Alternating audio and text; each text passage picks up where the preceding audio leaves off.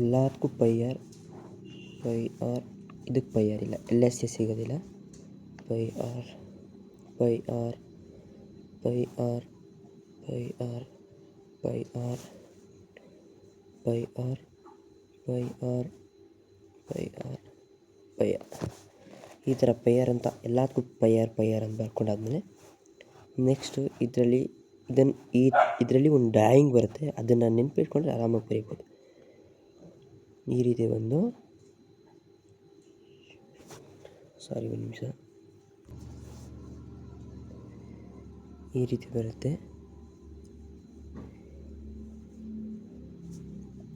ಬರುತ್ತೆ.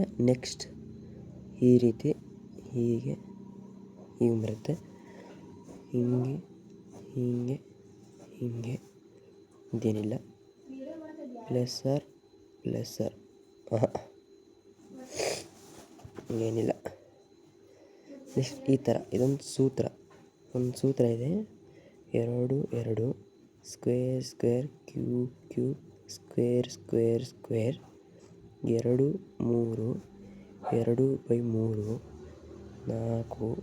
4/3 1/3 HL plus r ಇದು ಸೂತ್ರ.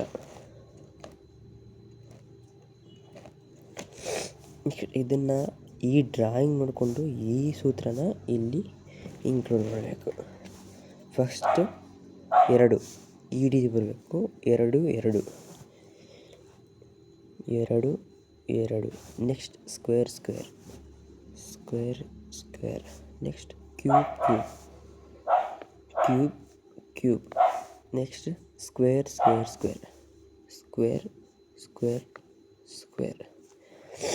ಈಗ ನೆಕ್ಸ್ಟ್ 2 3 ಇದೆ.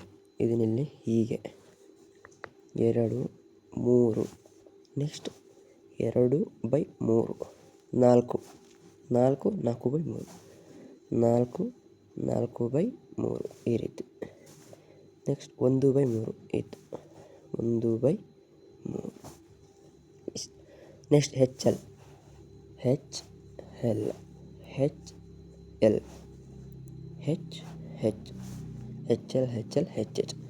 Plus r. ಇದಕ್ಕೆ ಇಲ್ಲಿ ಪ್ಲಸ್ ಆರ್, ಇಲ್ಲೂ ಪ್ಲಸ್ ಆರ್. ಇದಕ್ಕೆ H ಪ್ಲಸ್ ಆರ್ನ bracket, L plus r bracket. ಇಷ್ಟೇ. ಈಗ ಒಂದು ಸೂತ್ರ ಬಂತು. ಸಿಲಿಂಡರ್ದು, ಶಂಕುದು, ಗೋಳ, ಅರ್ಧಗೋಳ ಇಷ್ಟ್ರದ್ದು ಸಿಕ್ತು ನಮಗೆ. LSA TSA volume. ಸಿಲಿಂಡರ್ನ ಪಾರ್ಶ್ವಮೇಲ್ಮೈ ವಿಸ್ತೀರ್ಣ 2πr/h. ಸಿಲಿಂಡರ್ನ ಪೂರ್ಣ ಮೇಲ್ಮೈ ವಿಸ್ತೀರ್ಣ 2πr bracket H plus R. ಸಿಲಿಂಡರ್ನ ವ್ಯಾಲ್ಯೂಮ್ πr²h. ಶಂಕುವಿನ ಪಾರ್ಶ್ವಮೇಲ್ಮೈ ವಿಸ್ತೀರ್ಣ πrl. ಶಂಕುವಿನ ಪೂರ್ಣ ಮೇಲ್ಮೈ ವಿಸ್ತೀರ್ಣ πr bracket L plus R. ಶಂಕುವಿನ ವ್ಯಾಲ್ಯೂಮ್ ಅಂದರೆ ಘನಫಲ 1/3 πr²h.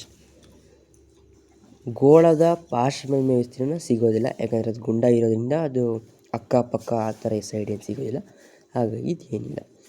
ನೆಕ್ಸ್ಟ್ ಗೋಳದ ಪೂರ್ಣ ಮೇಲ್ಮೈ ವಿಸ್ತೀರ್ಣ 4πr². ಗೋಳದ ಘನಫಲ 4/3 πr³.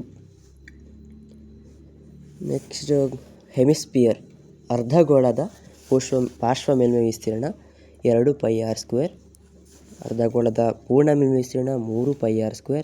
ಅರ್ಧಗೋಳದ ಘನಫಲ 2/3 πr³. ಇದಿಷ್ಟು ಈ ಸೂತ್ರದ ಮೇಲೆ ಬರ್ತದೆ. ಈ ಸೂತ್ರದಿಂದ ಇದನ್ನೆಲ್ಲ ಕಂಡುಹಿಡಿಬೋದು ಅಷ್ಟೇ ಸರ್.